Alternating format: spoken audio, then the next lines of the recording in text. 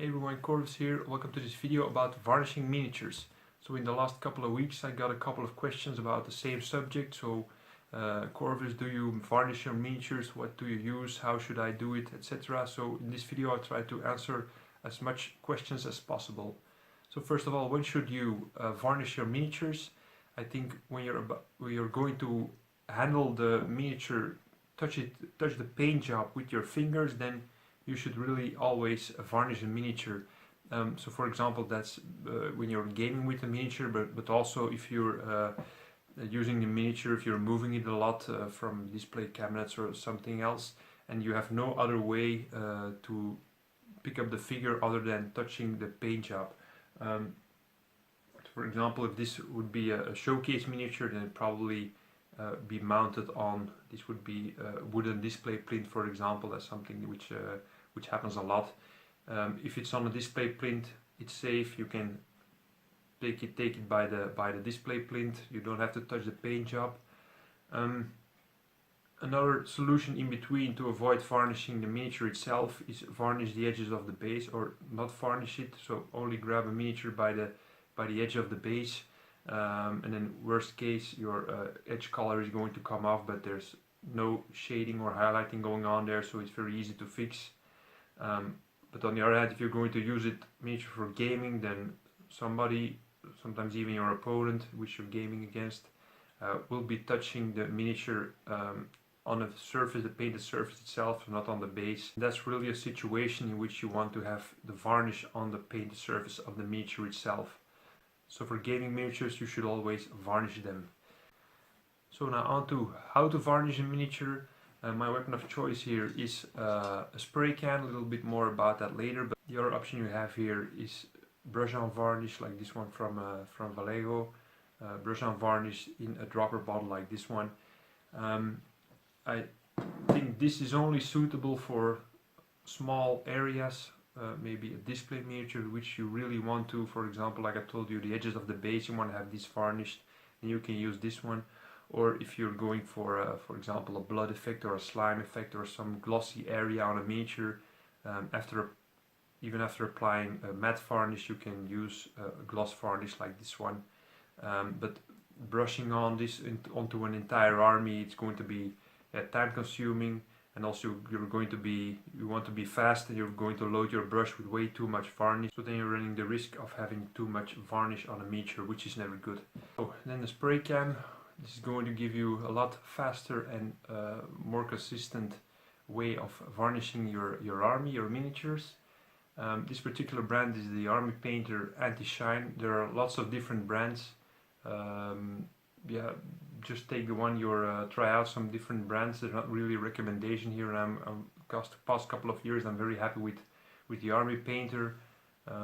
It's a bit more difficult if you're running a bit of a risk here. If you spray on too much, then you're having a bit of a risk of getting a cloudy finish on the miniature.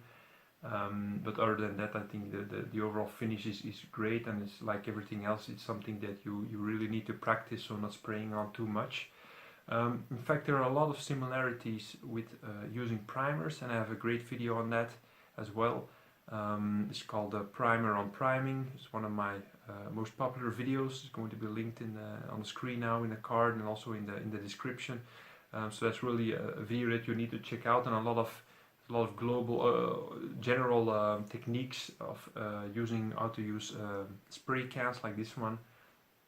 So especially for finishing a miniature with varnish, it's going to be very, very important that you spray it, apply it in the best possible circumstances, so avoid very cold, very hot conditions, and conditions with very high humidity.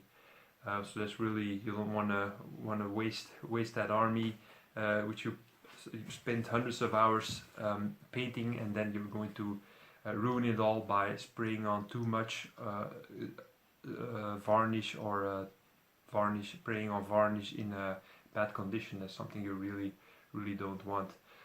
So in general, if you already checked out the video, then you know I have a bunch of advice on using the spray can. So go for the right conditions. Also, before varnishing your miniature, before spraying it on, be sure to put it in a tub or in a bucket of lukewarm water, so the liquid inside can heat up.